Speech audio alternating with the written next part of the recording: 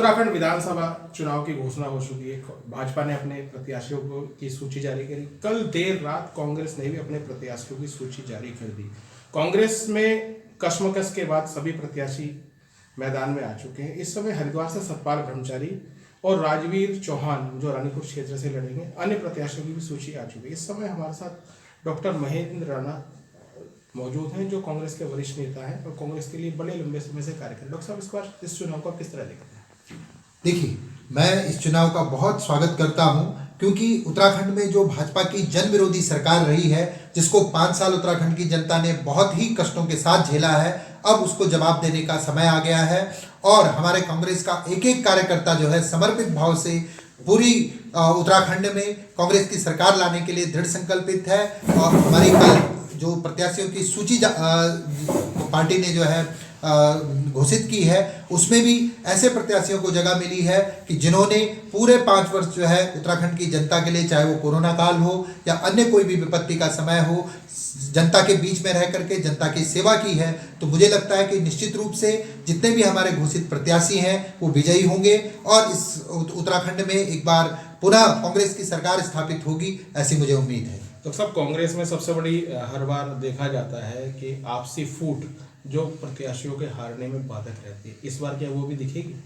देखिए, हम इतिहास में नहीं जाते हैं, लेकिन इस समय हमारे कांग्रेस का एक एक कार्यकर्ता, वो चाहे किसी भी नेता से जुड़ा हुआ हो, अब कांग्रेस के प्रत्याशियों की घोषणा के बाद केवल हाथ के निशान से जुड़ा हुआ रहेगा।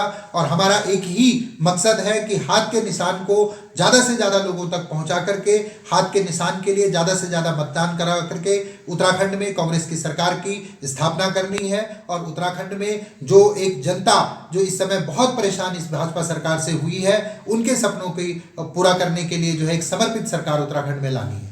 तो सब आमतौर पर देखा जाता है, अब चुनाव है, चुनाव के बाद फिर धड़े कांग्रेस के आ फिर जाते से हैं। रुक गया सर ये। डॉक्टर साहब, आमतौर पर देखा जाता है कि कांग्रेस के में आपसी फूट और कलह सामने आती है। इस बार भी क्या इस चुनाव में कांग्रेस की कलह सामने आएगी या प्रत्याशी को जिताने में सब लोग एकजुट होंगे?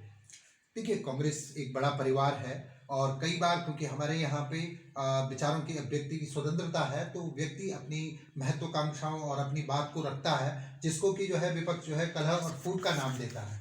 लेकिन निश्चित रूप से कांग्रेस में कोई फूट नहीं है, सभी बड़े नेता और सभी कार्यकर्ता एक हैं। और अब जब हमारे प्रत्याशियों की सूची जारी हो चुकी है, तो हर कार्यकर्ता और हर नेता का एक ही लक्ष्य है कि किसी तरीके से भी ये जो जन विरोधी भाजपा की सरकार है, इसको उत्तराखंड से हटाना है और कांग्रेस की सरकार को उत्तराखंड में पुनः स्थापित करना है, ताकि जो हमारे उत्तराखंड वासियों के सपनों का उत्तराखंड है, उनकी जो जन भावनाएं हैं, हमारे युवा बेरोजगार भाइयों की जो इच्छाएं हैं, उनका रोजगार का विषय है, तो उन सब को पूरा करने के लिए कांग्रेस का एक एक कार्यकर्ता अब हाथ के निशान को अपना नेता और प्रत्याशी मान करके वो इस चुनाव में जाएगा और उत्तराखंड में कांग्रेस की सरकार को पुनः स्थापित करेगा।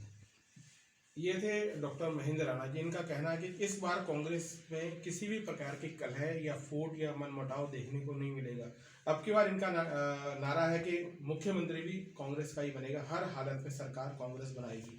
सत्य ऑनलाइन न्यूज़ के लिए अपनी सहयोगी मुस्कान राजपूत के साथ पुरुषोत्तम शर्मा, हरिद्वार।